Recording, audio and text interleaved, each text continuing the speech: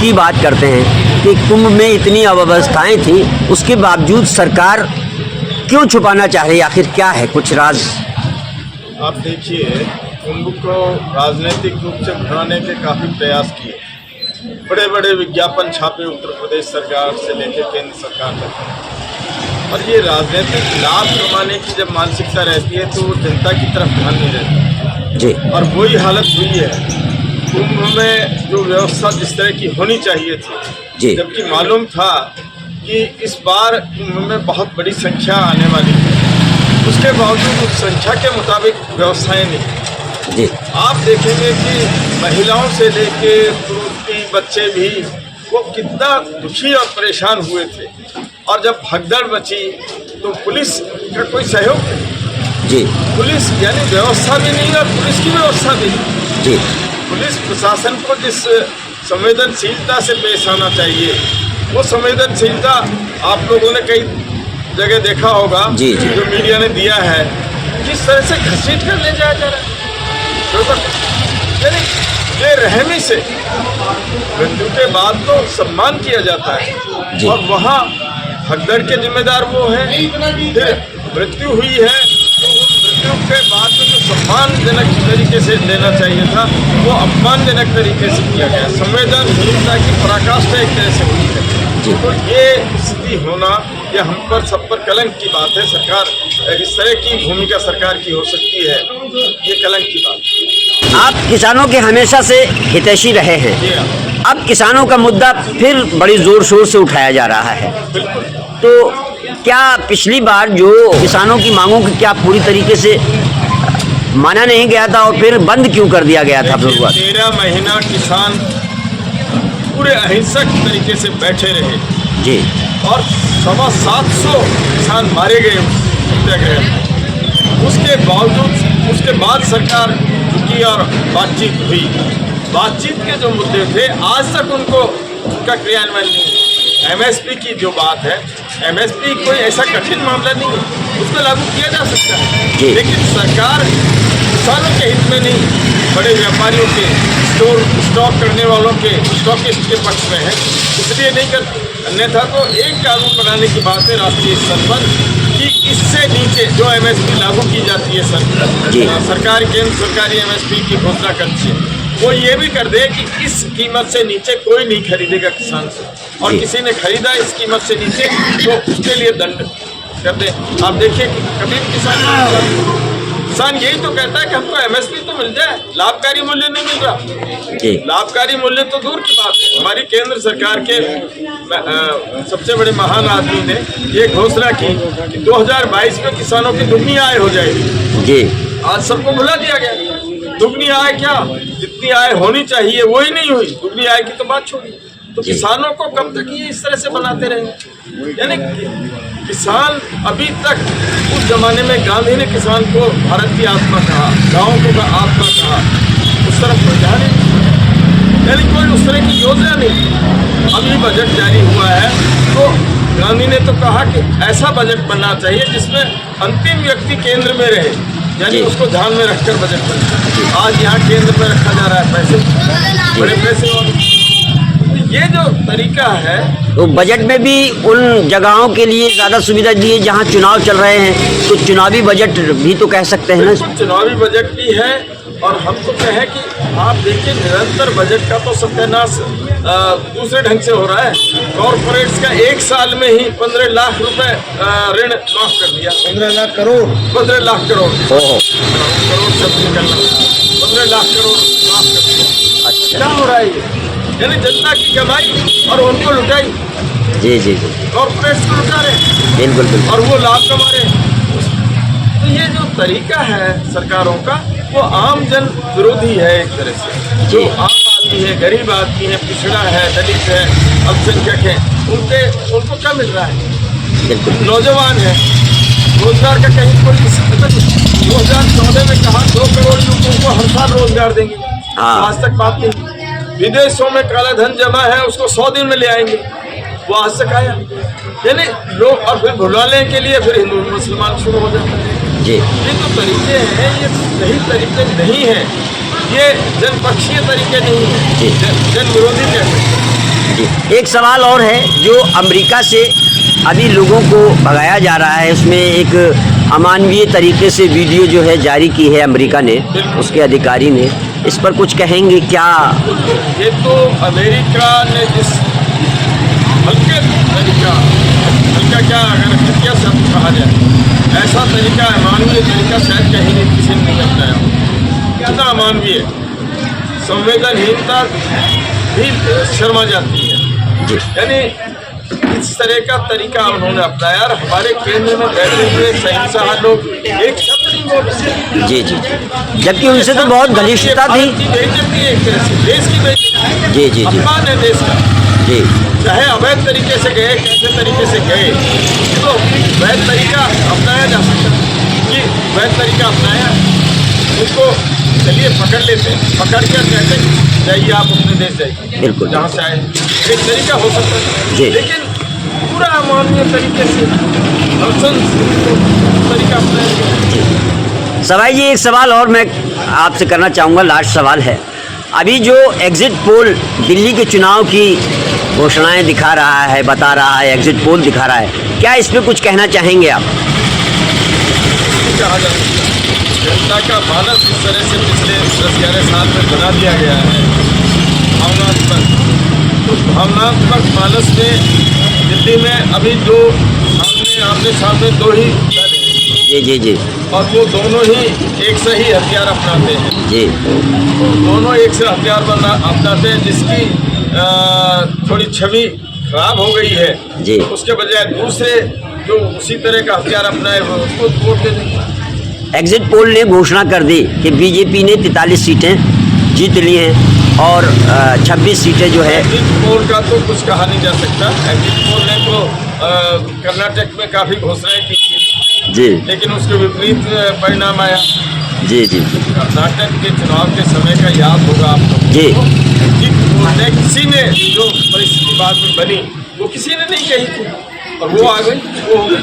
तो जनता अपना निर्णय करती है। सवाई जी, मीडिया के लिए और बताएं, आज की मीडिया के लिए क्या कहेंगे आप? मीडिया तो बहुत बड़ा मीडिया आज हम कहेंगे सरकारी हो गया है, स्वतंत्र नहीं। स्वतंत्र मीडिया की अपेक्षा है जी लोकतांत्रिक देश में, तो स्वतंत्र के बजाय सरकारी मीडिया बन चुका है। जी सर, अभी ये जो प्रयागराज में महाकुंभ चला और घोषणाएं की गई कि देश की 1/3 जनता जो है वहाँ महासंगम में डुबकी लगा रही है, इसमें कहाँ तक सच्चाई है? देखिए, सच्चाई तो बहुत कम है इसमें, लेकिन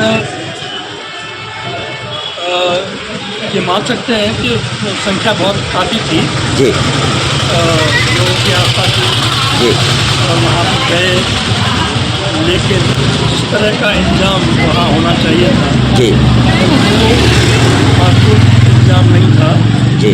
वहाँ VIP पर ज़्यादा ध्यान दिया गया जी। VIP की वजह से आम जनता को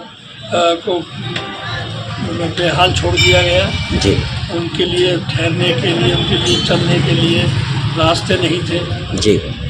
तो क्योंकि उनकी VIP की गाड़ियाँ तनातन जा रही थी, उनके लिए रास्ते खाली करा दिए गए थे जी।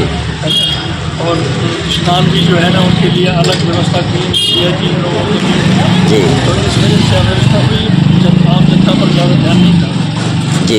अच्छा सर, हमारे राजस्थान की सरकार के लिए कुछ कहना चाहेंगे, कैसी चल रही है और क्या इन्होंने तो अभी 100 दिन के तो बहुत बड़ा जश्न भी मना लिया। राजस्थान सरकार का कोई विशेष काम तो कोई नज़र आया नहीं। जी। इन्होंने जो है ना 9 जो है ना जिले खत्म कर दिए जी जो नए बनाए थे। जी, 9 जिले बने थे। हाँ, वो तो मतलब जो कांग्रेस सरकार की जो नीतियाँ हैं जी जो उन्होंने लागू की थी तो उनको ख़त्म करने में लगे हुए हैं। इसके अलावा कुछ नया इनका अपना तो कुछ है नहीं। जी। अच्छा, राजनीति में आप लोग बहुत दिलचस्पी लेते हैं, राजनीति से आप लोग राजनीतिक भी कह सकते हैं, आप लोग विश्लेषक भी हैं। क्या रहेगा दिल्ली का मामला, कुछ कहेंगे? दिल्ली का मामला तो हो सकता है कि बीजेपी आ जाए। अच्छा, हो सकता है, हाँ मतलब कोई श्योर पूरी तरह से क्लियर नहीं है जी। लेकिन ये हो सकता है क्योंकि जो जो बजट है ना, जी बजट में जो रिलीफ दी गई है जी। उसका मध्यम वर्ग पर बहुत ज़्यादा असर है। और जो दिल्ली में अधिकारी कर्मचारियों की संख्या बहुत ज़्यादा है, जी तो वो डायरेक्ट बेनिफिट हुआ है उनके लिए, तो उसका निश्चित रूप से तो पड़ेगा ही, जी। क्योंकि मध्यम वर्ग का वोटर पहले 40% से ज़्यादा था केजरीवाल के पास, और उस पर काफ़ी मतलब बजट का असर है। बहुत बहुत धन्यवाद आपका। बीमा LIC वालों का भी तो चल रहा था ना आंदोलन, क्या उसमें क्या रहा सर, कुछ बताएंगे? देखिए, ये सरकार जो है, जो पब्लिक सेक्टर के जो संस्थान है और जो देश की एक तरह से आज जी हमेशा देश की अर्थव्यवस्था को मजबूत करते हैं, अर्थव्यवस्था को सुदृढ़ करते हैं, जी। उनको ये ठिकाने लगाने में लगे हुए हैं। जी जो भारतीय जीवन बीमा निगम देश का सबसे बड़ा वित्तीय संस्थान है और जिसमें केवल सरकार ने 5 करोड़ की पूंजी लगाई थी, वो आज सरकार को हर साल 5,000 करोड़ से ज़्यादा का डिविडेंड देता है।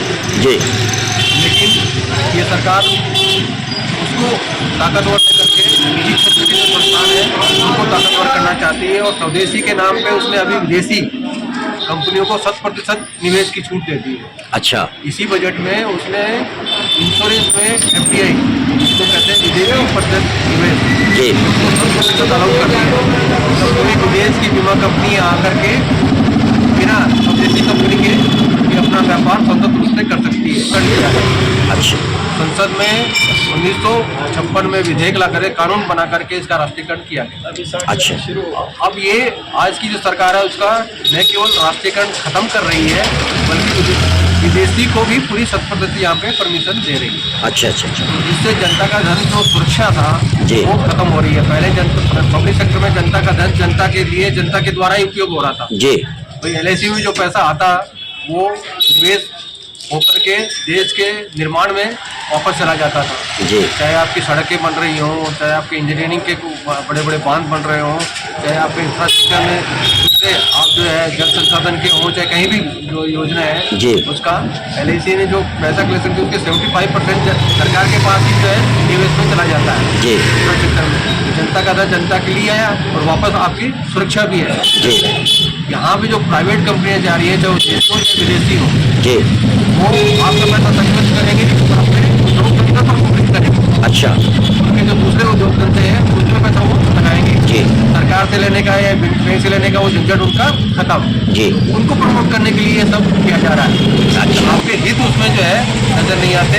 तो उसके अलावा आप देखिए, ये जो ढिंढोरा पीटते हैं कि अभी तक की सबसे सशक्त सरकार है, जी अब अमेरिका के सामने तो ये चू नहीं कर पा रहे। हाँ जिस तरीके से मानवता को शर्मसार करने वाली घटनाएं आ रही जी। हैं, अभी 104 लोग आए, उसमें तो 40 से तो आसपास तो गुजराती हैं। जी। लेकिन मीडिया में आप 40 गुजराती है 40 हाँ 40 गुजराती है, लेकिन मीडिया में नाम आ रहा है पंजाबियों का ही, जी जी जी है ना। पंजाबी पंजाबी पंजाबी, और अब जितने भी डंकी रूट से जाते हैं उसमें सबसे ज्यादा गुजराती होते हैं। जी अब एक देखिए सरकार की विफलता है, दो जी। तरह की विफलता है।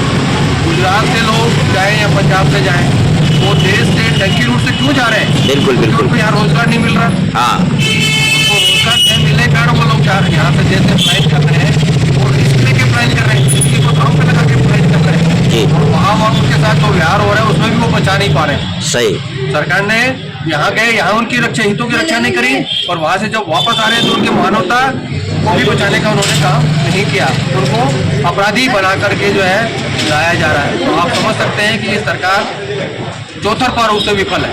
जी रोजगार देने में विफल है, हमारा सम्मान बचाने में विफल है, और हमारी जो देश की अर्थव्यवस्था को जो है जो जिस तरह के कहा जा रहा है वो कहीं भी हमारी अर्थव्यवस्था वो 10 जो सक्षम देश है उसमें भी नहीं है। 5वें नंबर की कभी कहते हैं, कभी कहते हैं 3वें नंबर की। अरे भैया 100 देशों में हम शामिल नहीं है, हमारी अर्थव्यवस्था कहीं भी नहीं है। खाली ढिंढोरा पीटा जा रहा है और मीडिया मोदी में बैठा हुआ है। जी जी जी आप जैसे चंद लोग जो है थोड़े बहुत जो कभी कभी बातें कह देते हैं वो अलग बात है, बाकी सच बात सामने आ नहीं रही। जी संसद में कोई कहे तो उसको बोलने नहीं देते जी है, बाहर सड़क पे कहे तो उसको जो है अंदर कर देते हैं। अब उनमें जो है बेचारे पत्रकार जिन्होंने जो है जाकर के सच्चाई बतानी चाहिए, पुलिस वालों ने उनको अंदर कर दिया। जी जी वो कई पुलिस वालों की ऐसी फाइट भी सामने आ रही है जिसमें वो चुनौती दे रहे, भैया क्यों नहीं जाने दे रहा मेरे को अंदर, लेकिन जी। फिर भी हाथ जोड़ तो जाने नहीं दे रहा। तो आप समझ सकते हो कि सच्चाई को आप बताया नहीं जा रहा। जो सरकार कहती है कि हमने शानदार काम कर दिया, अरे एक बख्तर नहीं 6 बख्तर है, कई पत्रकारों ने सामने लाई है। जी जी और जो अपने दम पे बेचारे जो जी गोदी मीडिया की फहरिस्त में आने वाले चैनल के भी पत्रकार को जो है धक्के दे देकर बाहर भगाया है। एक की वजह 6 घटनाएं हैं, लेकिन सरकार एक को भी स्वीकार नहीं कर रही थी। जी ये एक को भी बड़ी मुश्किल से जब लोगों ने फोटो खींच के वायरल कर दी तब ये एक को स्वीकार किया गया है। जी बाकी ये इसको भी स्वीकार करना नहीं चाहती थी। तो कितने मरे जो बताए, क्या आप सोचते कितने मरे? नहीं अंदाजा नहीं लगा जा सकता। मैंने ऐसे कई वायरल देखे हैं, 2 ट्रक जूते चप्पलों से भर के हाँ 2 ट्रक जो जूते चप्पलों से भरे हुए हो, जी। कितने लोग होंगे, कितनी संख्या होगी आप कल्पना कर बिल्कुल सकते हो। बिल्कुल तो सच्चाई कुछ भी नहीं है। नाम हिंदू का, वो कौन मर रहे थे भाई वहाँ पे, हाँ वो में कौन मरे हैं, वहाँ मुसलमान तो कोई गया नहीं नहीं नहीं और जाने की इजाजत भी नहीं है। परमिशन भी नहीं थी। हाँ, लेकिन जो गए वो हिंदू ही तो थे, जी। वो मरे, उनके बॉडी तक पहुंचानी नहीं जा रही। एक महिला का बयान है जो बच गई, एक महिला है जो किसी से तो बच गई, वो बोले मेरे को तो मरा हुआ मान करके मुर्दों के साथ डाल रहे थे। अच्छा हाँ, मैं चिल्लाई जा रही हूँ लेकिन कोई सुनने को तैयार नहीं। तो मतलब आप समझ सकते हो कि बदइंतजामी कल्पना नहीं कर सकते आप। जी तो इस सरकार में कहीं भी न्याय नहीं है, न्याय बहुत नहीं है और केवल अपमान ही अपमान है, सम्मान की तो बात ही नहीं। सर एक बार मुझे नाम और पद अपना बता दीजिए किससे रामचंद्र जुड़े। शर्मा, कार्यकारी अध्यक्ष राजस्थान नागरिक मंच। बहुत शुक्रिया।